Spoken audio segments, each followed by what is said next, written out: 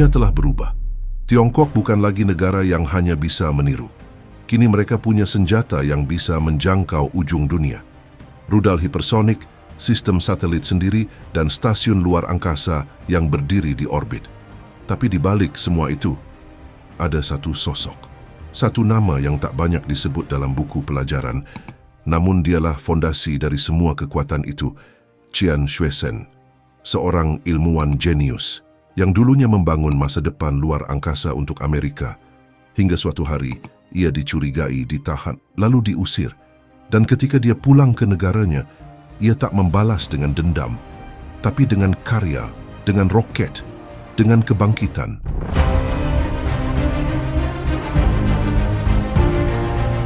Qian lahir di Hangzhou tahun 1911. Negaranya saat itu sedang kacau, revolusi, perang saudara, ketidakpastian. Tapi Qian, anak yang berbeda, pintar, pendiam, penuh rasa ingin tahu. Tahun 1935, dia dikirim ke Amerika untuk belajar. Ia kuliah di MIT lalu pindah ke Caltech, belajar langsung dari Theodor von Karman, salah satu otak paling cemerlang di dunia aerodinamika.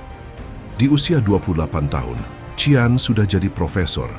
Ia ikut mendirikan Jet Propulsion Laboratory yang kelak menjadi bagian dari NASA. Ia bekerja dengan proyek-proyek rahasia, rudal, roket, bahkan bom nuklir. Amerika memercayainya sampai mereka mulai ketakutan.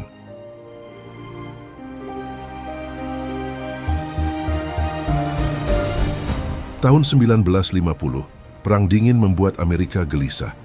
Siapapun yang terhubung dengan pandangan politik yang dianggap berbahaya langsung dicurigai. Qian bukan aktivis. Ia hanya pernah ikut diskusi intelektual progresif, tapi itu cukup bagi Amerika.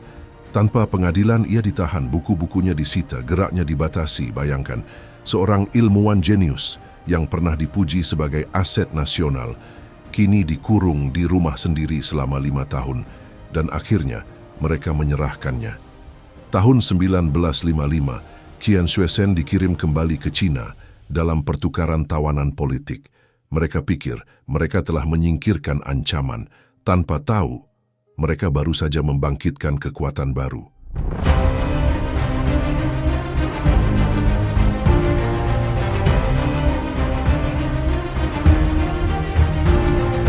Ketika Qian tiba di Beijing, China baru saja keluar dari perang saudara. Negaranya porak-poranda. Teknologi militer nyaris tidak ada. Tapi Qian tidak menyerah. Ia membentuk tim, melatih ilmuwan, mendirikan pusat riset roket. Dan perlahan, satu demi satu, mimpi itu mulai terwujud. Tahun 1960, rudal jarak menengah pertama diluncurkan. 1964, China berhasil uji coba bom nuklir. 1966, mereka punya rudal nuklir berbahan bakar cair. Dan semua itu dibangun di atas pengetahuan yang dulu ia bawa dari Amerika. Ilmu yang pernah dianggap berbahaya, kini menjadi kekuatan bagi tanah kelahirannya.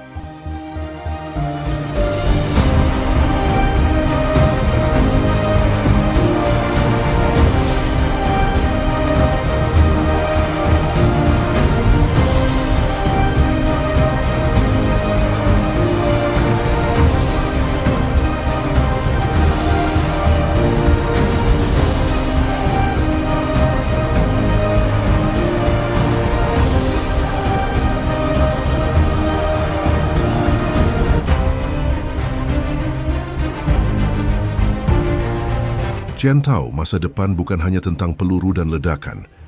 Perang ke depan akan terjadi di langit, di ruang angkasa, di gelombang yang tak terlihat. Ia mendorong China membangun satelit pengintai, mengembangkan senjata anti-satelit, dan memikirkan perang elektronik jauh sebelum itu menjadi kenyataan. Dia bukan hanya ilmuwan, dia arsitek, perancang masa depan. Rudal DF-3, DF-5, hingga DF-31 semua berakar dari visinya. Hari ini, senjata itu bisa menjangkau pantai timur Amerika. Dan semua berawal dari satu pria yang pernah mereka buang.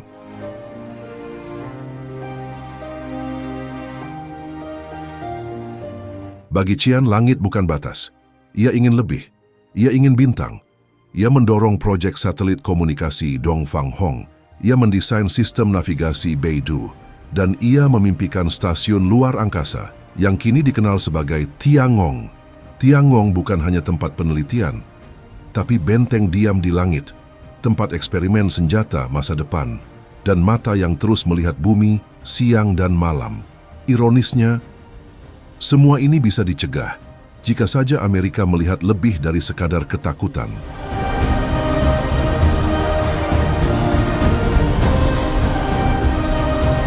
Chen Shuai-shen meninggal tahun 2009, tapi jejaknya ada di setiap peluncuran rudal, setiap satelit, setiap pergerakan teknologi militer Cina, DFZF, rudal hipersonik, peperangan berbasis ruang angkasa.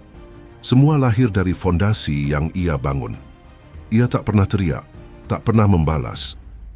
Tapi diam-diam ia menunjukkan satu hal, kadang senjata paling mematikan adalah orang yang dulu kau usir.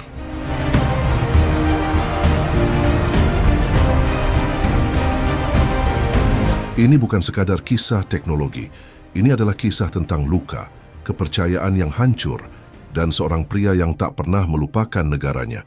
Chen Shuai-shen bukan pengkhianat, ia bukan balas dendam dengan amarah, ia membalas dengan pencapaian. Kamu bisa mencuri senjata, kamu bisa menyita buku, tapi kamu tak bisa menghentikan pikiran yang sudah bermimpi.